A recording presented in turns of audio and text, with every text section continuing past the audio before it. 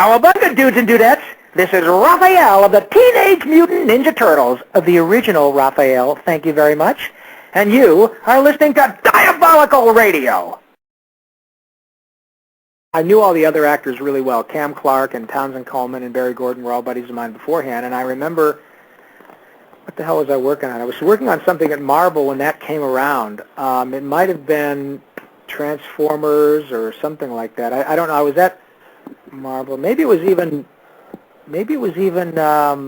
Fraggle Rock. I know there was a cartoon version of Fraggle Rock. No, it couldn't have been that because that was like 88, 89. Anyway, I remember it was 20 years ago that we recorded those in 1987. They didn't hit the air for a year, but we recorded them in the summer of 1987.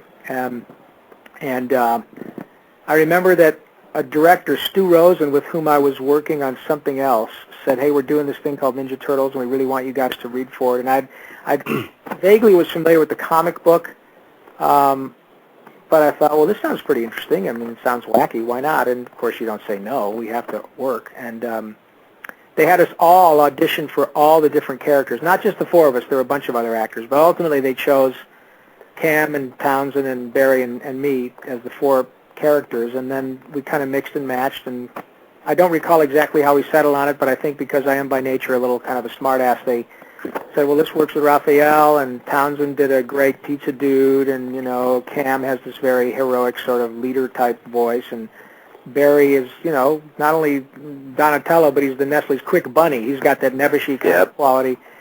So it worked really well, and that was the first one I did. I had done a lot of stuff before that, actually, you know, as a result of my first stuff at G.I. Joe, which was also Marvel. I know Turtles wasn't, but we recorded them in the same studio, and I started to get more and more cartoon work, and I was doing things at Hanna-Barbera, and then the Turtles came out, but Turtles was the first really big thing. I mean, that became, well, we're still talking about it. It became part of the culture. It's you know, it got bigger than just a cartoon show. It's like SpongeBob is now. Yeah, and, that's true. And it was really, really, really big. And we did 5 episodes initially that were paid for by Playmates, the toy company. And I don't think they did particularly well the first time they aired. I think they aired in the Christmas of 1988, I think. 87. Was it 7? So it must have been... Yeah, it was. 87, 80, that's what it was. We recorded them in the summer of 87, and 6 months later they were out for Christmas 87, 88. That's what it was. I mean, early 88. And they didn't do particularly well, I don't think. I mean, there were only 5 of them. But for some reason, the toy company decided to spring for another 8, so we did 13. And generally, cartoons are done in lots of 13 or 26 or, you know, ultimately 65 episodes usually ends up being a big syndication package. And then when it came out the second time, which I guess was the fall of 88, Michelle? Yes. Yeah, and then it really took off. Then it went insane. And I remember within a year it was everywhere, and it was generating over $1 billion a year in merchandising, most of which Michelle probably has. Insanely enough, yes, I probably do. Yeah, it was crazy, and a great thrill to be part of it. I remember we were at Disneyland one day, and my kid was probably a huge turtle fan, and he was probably, I don't know, 8 or 9, so this had to be, let's see, if he was 8, had to be like 91, 92. And it was right in the middle of when it was really popular. And we were at Disneyland waiting in line for Space Mountain. There was some kid, like a lot of kids, had, you know, turtle shirts on, and he said, hey, you know, my daddy's Raphael, and of course you have to come to your kid's aid because the other kid looks at your kid like, yeah, right, or my dad's the Easter Bunny, so what, big deal, blah, blah, blah, you know.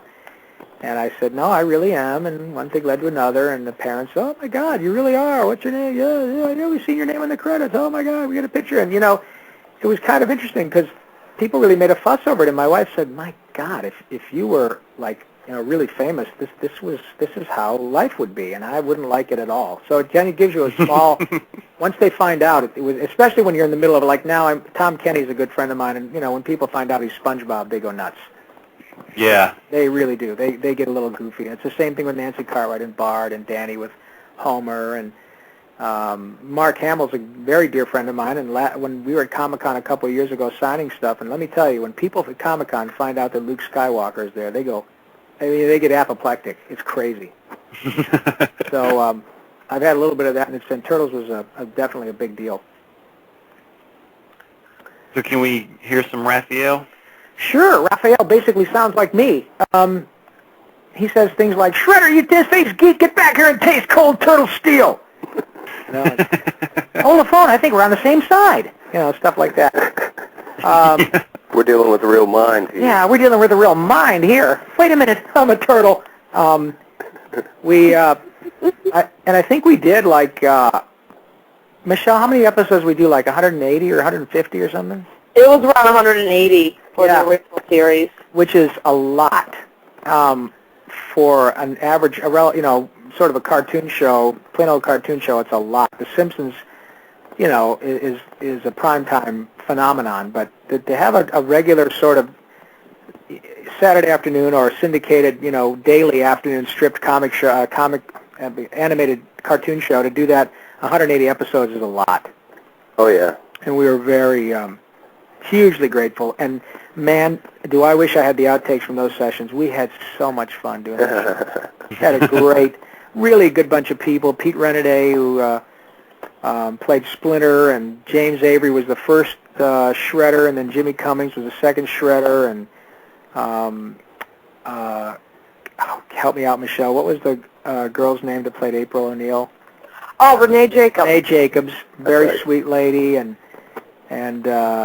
just a great, really, really great group of people, and fortunately everybody's still healthy and working and doing okay.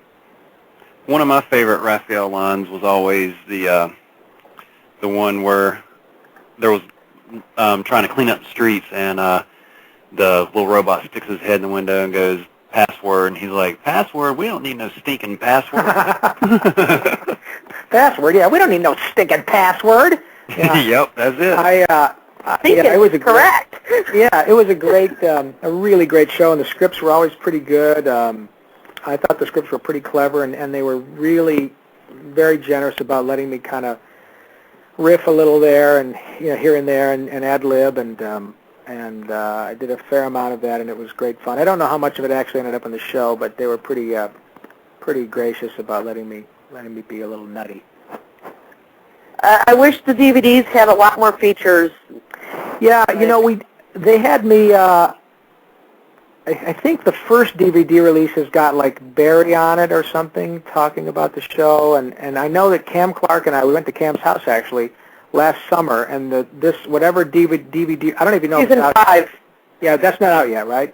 Yes, it is. It's got an interview with all 4 of you guys on it. Oh, it does? Okay, then that's the one that came out. They haven't sent me a copy of it yet, because that's the one that we did the interviews for. And how did the interviews turn out? Okay? It was great. The sound quality could have been better, but the interviews were fantastic. Yeah. Oh, good, because I remember we recorded it at Cam's living room, and I was really, it was very, it was really cool to listen to hear myself talking about Turtles, because, like now, it's really fun to talk about because it was such a huge part of my life, a huge part of my son's life. It obviously helped me and my wife because I was working, and so it was a really big deal to me.